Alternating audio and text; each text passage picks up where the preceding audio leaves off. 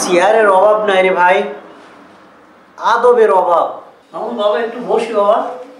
কাকা এখানে তো চেয়ার নাই। ও এখানে চেয়ার নাই? ভাই আপনি নিচে বসে আছেন কেন?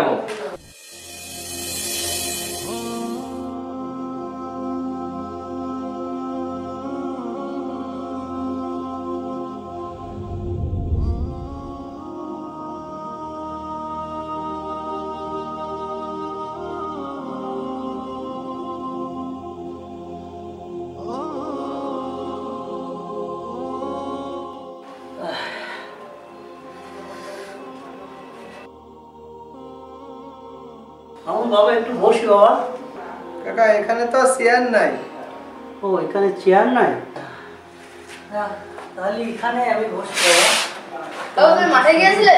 হ্যাঁ আমি মাঠে থেকে আসলাম, প্রচুর রৌদ্র আর দাঁড়ানো যাচ্ছে না, তাপমাত্রা অনেক বেশি। আমি এখানে বসি বাবা, আর পারছি না। ভাই আপনি নিচে বসে আছেন কেন? আমি বললেই তো চেয়ার দিতাম। চেয়ারের অভাব নাই রে ভাই, আদবের অভাব। এখন যে ছেলেদের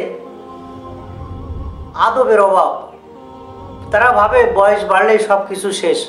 বয়স্ক মানুষদের ক্লান্তি তাদের চোখে পড়ে না।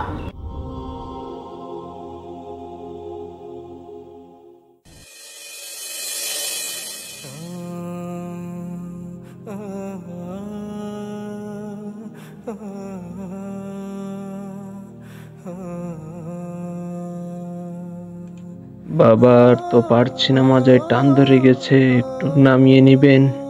ফোনে বিজি আছে, আপনি সামনে দেখেন।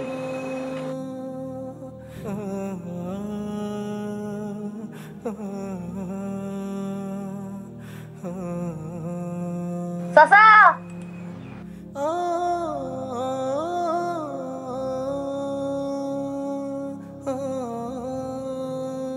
দেন আমার কাছে দেন, বক্সটা আমি লাগাই দিচ্ছি।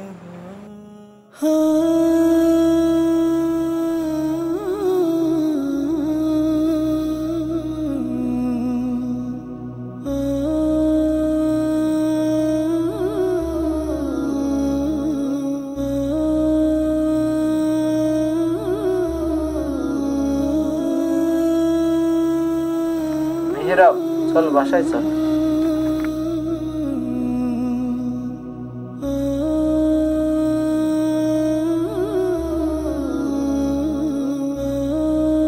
আচ্ছা মেহেরাব, তুই এই লোকটাকে সাহায্য করলি কেন? তুই তো না করলেও পারতি। না না ভাইয়া, আমার আব্বু আমাকে সব সময় বলেন যে কাউকে সাহায্য করে না সে কখনো ভালো হতে পারে না, সে কখনো বড় হতে পারে না। এই জন্য আমি মানুষকে সাহায্য করি, আমি অনেক বড় হতে পারি। ও আচ্ছা, ঠিক আছে চল বাসায় চল।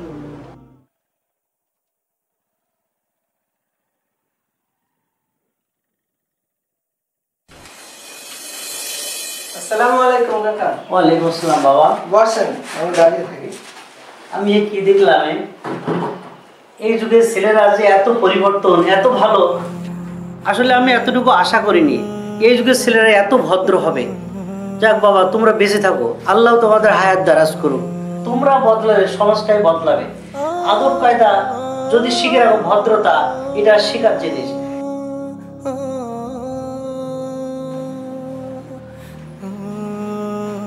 কিরে মামু, আজকে এত খুশি খুশি লাগছে যে? না এমনি। আরে আজকে তো আমাদের আনন্দের দিন।